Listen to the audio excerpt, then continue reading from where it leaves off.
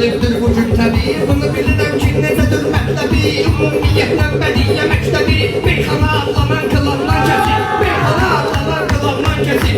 Mən demişəm meyxananın yaşəngin. Oyadımı sussun zoratın zirəngin. Culağa yenə götürüb tüfəngin. Alnımın ortasını nişanlan kəsir.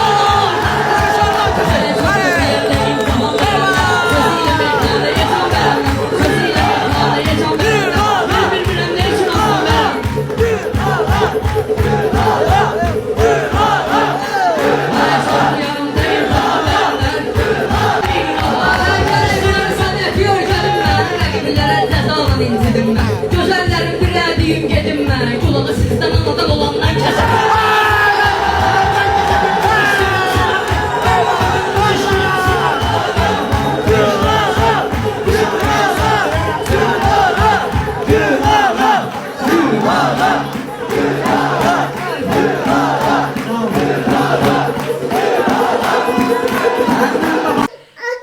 Değerli izleyiciler, bildiğiniz kimi Gülay balamızı bir neçə aydır ulserativ kolit xəstəliyinə müalicə etdiririk. Bağırsağındakı sancılar təbii ki dözülməzdir.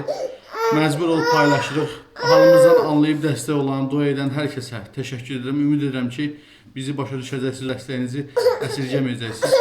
Allah heç kimə bizim kimi çarəsizlik nəsib eləməsin. Kömək olan, olmayan hər kəsə ancaq xoşbəxtlik arzu edirəm. Biz də təbii ki balamızı xilas eləmək istəyirik. Ona görə sizdən maksimum şəkildə dəstək olmağı rica edirəm. Ümid edirəm ki harayımıza səs verəcəksiniz, dəstək olacaqsınız, dua edəcəksiniz. Öncədən hər birinizə təşəkkür edirəm.